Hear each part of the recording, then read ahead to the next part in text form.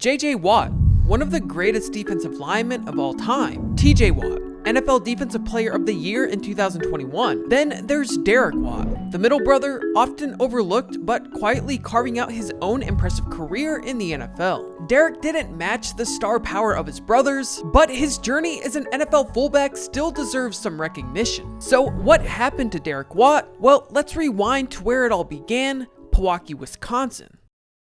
Growing up as the middle of three brothers, you can bet life was competitive. Backyard football, wrestling matches, these guys were always battling to prove who was the strongest. We all were super close and we were competitive, and we had backyard football games going with our house and the two neighbors on either side.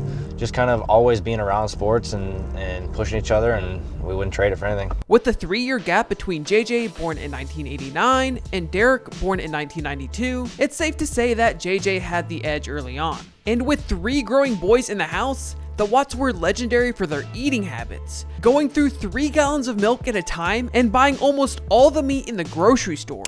The amount of food that the Watt brothers consume is unreal amount. Their insane diet helped them grow stronger, but that was only one piece of the puzzle, because the foundation of their successful career could be mainly attributed to their parents. Their toughness came from their dad, John, a retired firefighter of 29 years, and their mother, Connie, who kept the family grounded. Like JJ, Derek was an exceptional athlete, but his first love wasn't actually football, it was hockey. They did compete for several years, but eventually, due to travel and financial constraints, the family went all in on football, and as years passed, Derek would develop into an extremely gifted athlete. Later, Derek thrived at Pewaukee High School, and his head coach, Mike Letcher, called him one of the best all-around players he's ever coached. You can imagine growing up in a small town, Derek would play both sides of the ball and racked up accolades, including all-area and all-conference honors as a running back and linebacker. When you're such a good athlete in a small town, the team would be hard-pressed to just put you in one position, so playing all over the field was no surprise, considering the role his brother JJ played at the same high school just a few years prior. Speaking of JJ, Derek would actually follow in his brother's footsteps and play for Wisconsin, where he spent his entire collegiate career from 2012 to 2015. He even overlapped with his younger brother, TJ, with only a 2-year age gap between them. At Wisconsin, Derek blocked for Melvin Gordon during his historic 2014 season, where Gordon ran for 2,587 yards, the second most in NCAA history, behind Barry Sanders. And though Derek wasn't a statistical standout in college, his versatility in 6'2", 235-pound frame caught the NFL's attention. He was the second highest rated fullback in 2016 and was selected in the 6th round by the San Diego Chargers.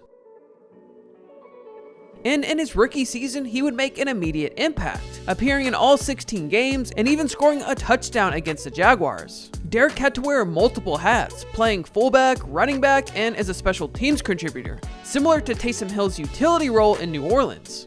Also, during this time, he would become the first Watt brother to get married, marrying Gabriella Justin in 2018. The couple's first child, son Logan James Watt, was born in February 2019, and their second son, Braden George Watt, was born December of 2020. Now the first brother to get married in the Watt family, it was now time for another big change, because he wouldn't secure a second contract with the Chargers. So in 2020, Derek signed a 3-year, $9.75 million deal with the Pittsburgh Steelers, getting to play with his brother TJ. Imagine that, getting to play with your brother at the same time during high school, college, and now the NFL. Derek did make some big plays, including a punt block that resulted in a safety in 2020, but the biggest moment for Derek had to be when the Watts would become the 4th known trio of brothers to play at least one game together in the NFL. For today, it's the Watt brothers, Derek, TJ, and JJ. This is during a Week 3 matchup, and here are some of Derek's thoughts. It'll definitely be special. Ideally, we all get there healthy, but if it does happen, that's the first time we'll truly have been on the field all at the same time, especially at this level. Other than in the backyard and just workouts, we've never all been on the same field at the same time in a true competition, so it'll be extremely special for the family. The Steelers would beat the Texans 28-21, improving to 3-0 that season. As for the Texans, unfortunately adding to their 3 straight loss that season. The Texans fall to 0-3. Congratulations on the Brother Bowl, baby. Truly a once-in-a-lifetime experience. Derek was able to take these moments with his brothers and channel that into another successful season in 2021. He appeared in all 17 games that year, again not known for being a statistical standout, but still proving his reliability on special teams and as a fullback. So after 7 solid seasons in the NFL, Derek announced his retirement in March of 2024. He's since shifted focus to using his platform to partner with brands, from starring in Dick's Sporting Goods commercials to reviewing kid-friendly games with his family.